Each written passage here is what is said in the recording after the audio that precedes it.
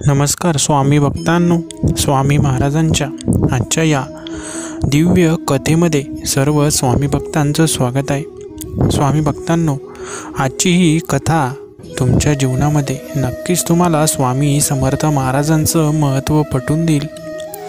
ही एक कथा पुण्यामध्ये राहणाऱ्या संदीप जोशी नावाच्या तरुणाची आहे। पुण्यातील एका मध्यमवर्गीय भागामध्ये संदीप जोशी नावाचा तरुण राहत होता। त्याची पत्नी प्राजक्ता आणि 7 वर्षांचा मुलगा वेदांत। संदीप एका खाजगी कंपनीत काम करत होता, पण गेल्या काही महिन्यांपासून कंपनीची अवस्था बेताची झाली होती। सगळ्यांचा पगार उशिरा मिळू लागला। हप्ते, बँक, कर्ज, शाळेची फी, वीज बिल सगळं संदीपच्या डोक्यावर आलं होतं। कंपनीतून वेळेवर पगार मिळत नसल्याने सर्वच संदीपच्या डोक्यावर ओझं बनलं होतं। त्यामुळे संदीपला आता टेन्शन येऊ लागलं होतं। संदीपने 2 वर्षापूर्वीच एक पुण्यामध्ये घर घेतलं होतं आणि त्या घराचे हप्ते सुरू होते। माझ्या मुलाचं स्वतःचं घर असावं या स्वप्नाने संदीपने घर बँकेच्या हप्त्यांवर घेतलं होतं आणि त्याला असं वाटत होतं की मी हळूहळू हप्ते भरून नंतर घर माझ्या स्वतःच्या मालकीचं होईल। त्याच दिवशी सकाळीच पोस्टमन एक पत्र घेऊन आला। अंतिम नोटीस, 7 दिवसांत थकबाकी न भरल्यास मालमत्ता जप्त केली जाईल, असं पत्र पोस्टमन घेऊन आला। पत्र वाचून प्राजक्ता रडू लागली। त्यांचा मुलगा घाबरला। संदीपच्या डोळ्यामध्ये पाणी आलं। त्याला जाणवलं, आता माझं सर्व काही संपत आलं आहे। मी रस्त्यावर येतो की काय अशी भीती त्याला सतावू लागली। रात्री सगळे झोपले, पण संदीप मात्र स्वामी समर्थ महाराजांच्या फोटोपुढे बसला। त्याच्या घरामध्ये छोटंसं मंदिर होतं। त्यामध्येच स्वामी समर्थांचं तेजस्वी चित्र होतं। तो फोटोपुढे बसून हात जोडून म्हणाला, स्वामी, मी रोज तुमचं नाम घेतो, पण आज माझं मन तुटतंय। माझं घर जाणार आहे, माझ्या लेकराचं स्वप्न तुटेल। आता तुम्हीच काहीतरी करा।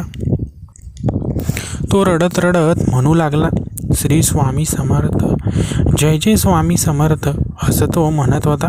त्याच्या अश्रूंनी जमिनीवर थेंब पडत होते। रात्री 3च्या सुमारास त्याला झोप लागली आणि स्वप्नात त्याला दिसलं की पांढऱ्या वस्त्रात तेजस्वी स्वरूप, करारी डोळे, चेहऱ्यावर दिव्य हास्य। स्वामी समर्थ म्हणाले, भिवू नकोस रे संदीप, मी आहे तुझ्या पाठीशी। उद्या एक पाहुणा येईल जो तुझं घर नक्की वाचवेल। सकाळी उठल्यावर संदीपला स्वप्नाची आठवण झाली। मनात शांतता आली, पण वास्तवात काहीच बदल नव्हता। तरी त्याने ठरवलं होतं की स्वामींचं नाव घेत राहायचं।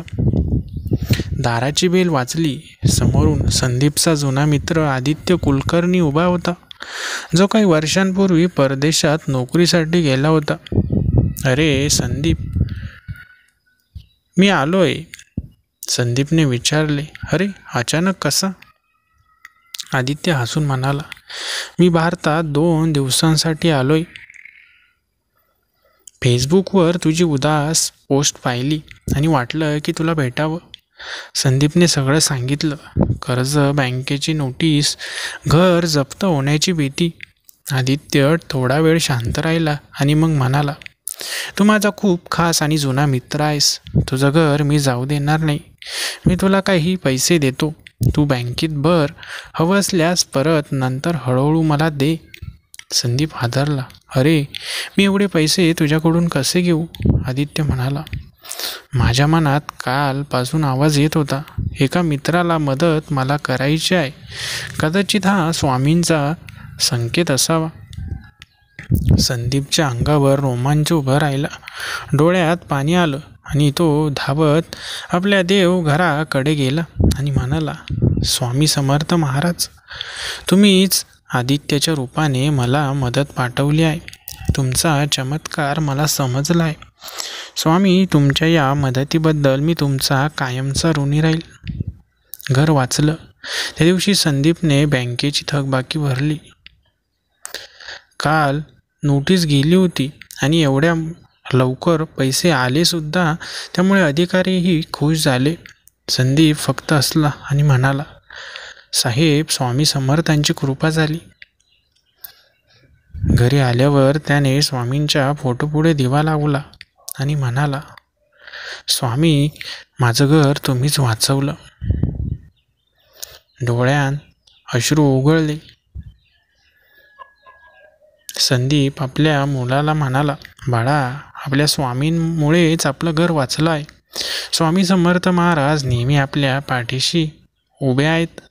त्या दिवसानंतर संदीप रोज सकाळ संध्याकाळ श्री स्वामी समर्थ नावाचा जप करत राहिला. काही महिन्यात त्याला दुसऱ्या कंपनीत नोकरी मिळाली.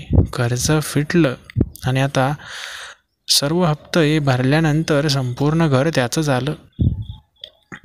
त्याने स्वामी समर्थ महाराजांचं मंदिर जिथे होतं तिथे जाऊन दानधर्म सुरू केला. लोक विचारायचे, काय रे संदीप, तुझं नशीब कसं बदललं? तर संदीप हसून उत्तर द्यायचा, जेव्हा श्रद्धा पूर्ण आणि मन निखळ असतं तेव्हा स्वामी समर्थ स्वतः संकटामध्ये आपल्याला मदत करतात.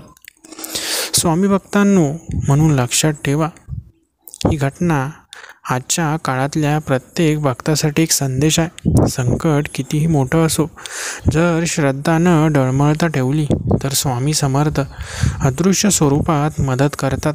ते कधी माणसाच्या रूपाने येतात तर कधी संधीच्या रूपाने, पण येतात मात्र नक्की. अक्कलकोट निवासी श्री स्वामी समर्थ महाराज की जय. स्वामी भक्तांनो, आजची ही दिव्य कथा ऐकल्यानंतर तुम्हालाही वाटतच असेल की स्वामी आपल्याही मदतीला येतील, तर तुम्ही नक्कीच योग्य विचार करत आहात. तुम्ही या संकटात असाल किंवा जे काही तुम्हाला मिळवायचं असेल त्या प्रत्येक गोष्टीसाठी तुम्हाला यश नक्की मिळेल. स्वामी भक्तांनो, स्वामी महाराजांचे असे दिव्य चमत्कार रोज ऐकण्यासाठी आपल्या या भक्तिमय चॅनलला नक्की सबस्क्राईब करा. धन्यवाद.